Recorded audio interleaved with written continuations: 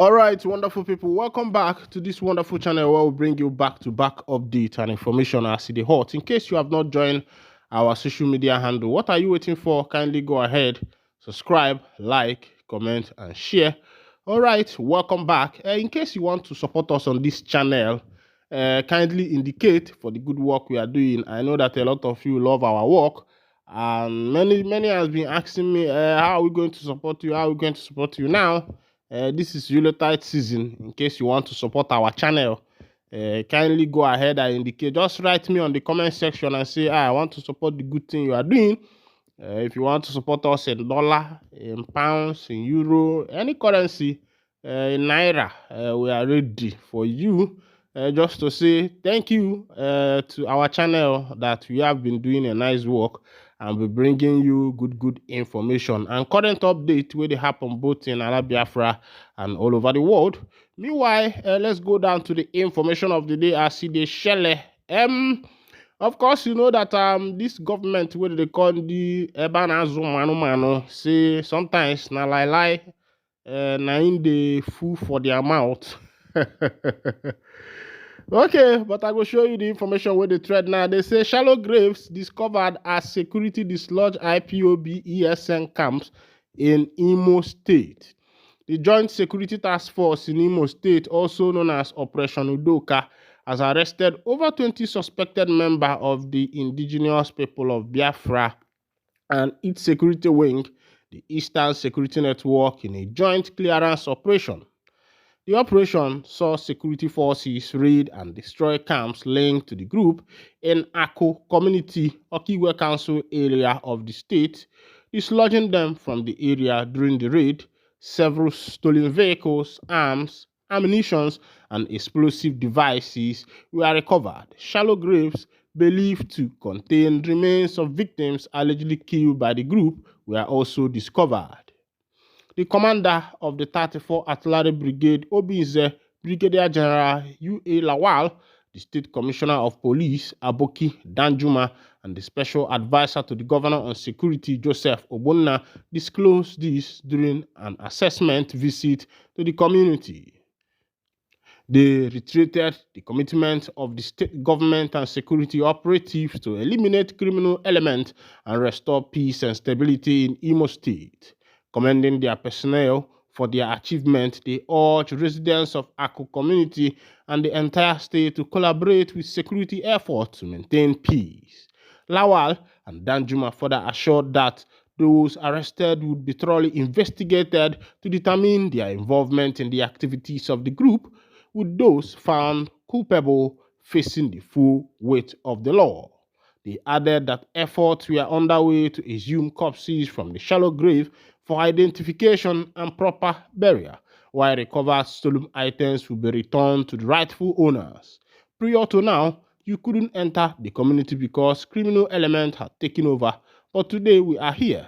Through this operation, we have restored peace, said Brigadier General Lawal.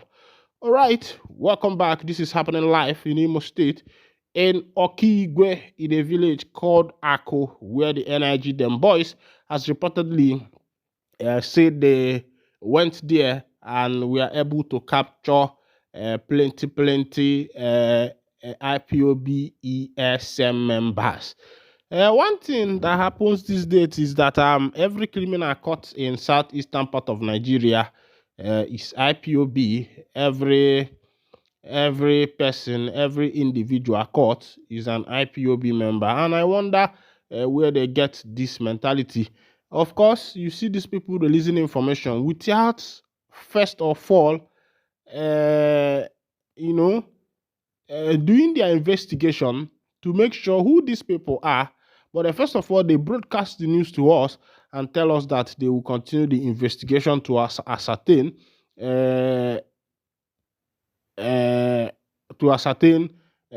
whether these people are IPOB ESN or not.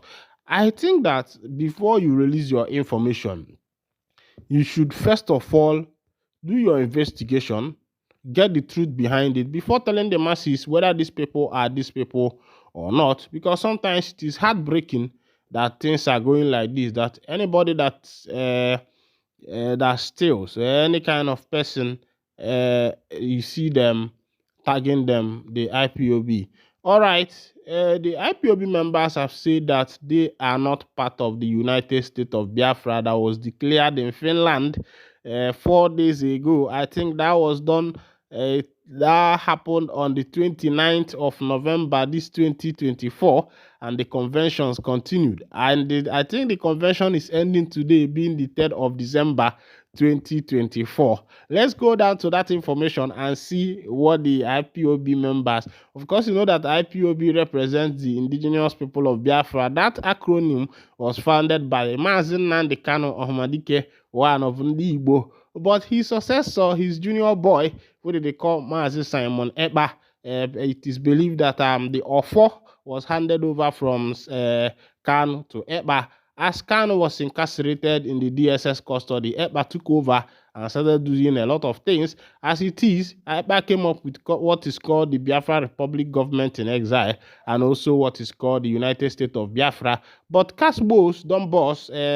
The egg don't break, as the IPOB said they are not part to, and even Igala people say they are not part. Let's go to that information. And somehow some of these Igalas are some paid folks who are being paid to do what they want to do. Let's go down to the full detail of the information. The people of Kogi State have chastised the indigenous people of Biafra for including the Igala nation in its proposed United States of Biafra without their consent.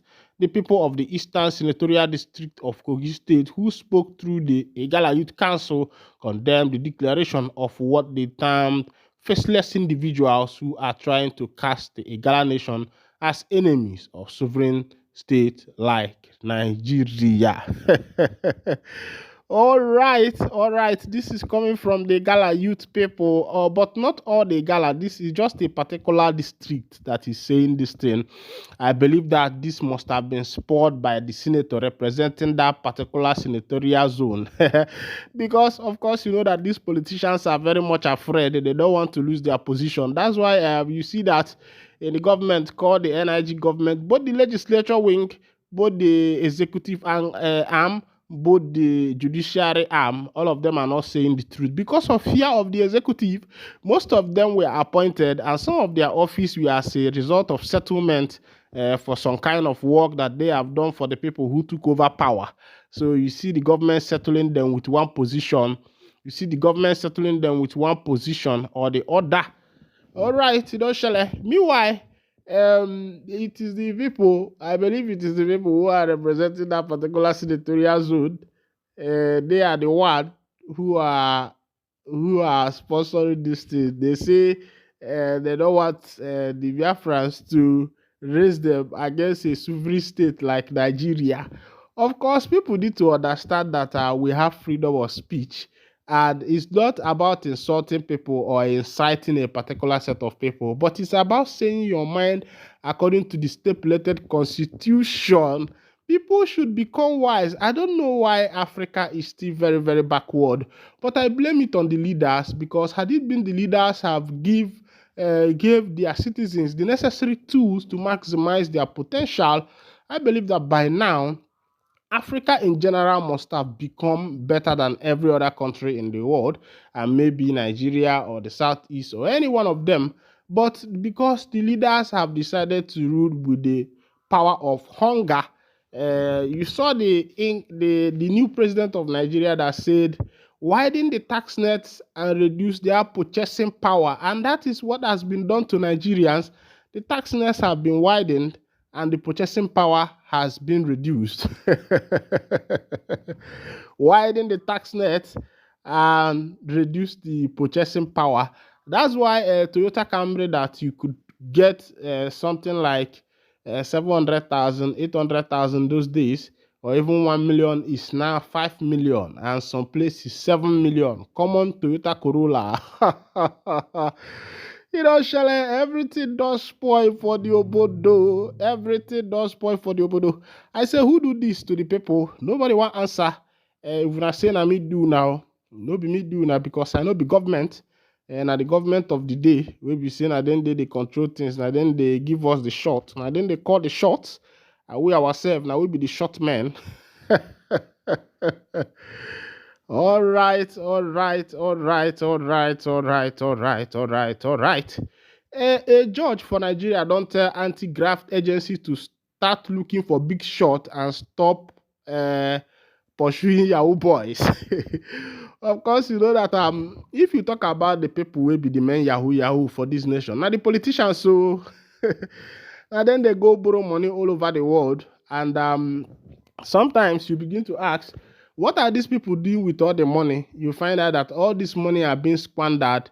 They still enjoy the money. They tell us they will give us palliative. Now then go still corner the palliative put for their own pocket. Make I bring you the full detail of the information.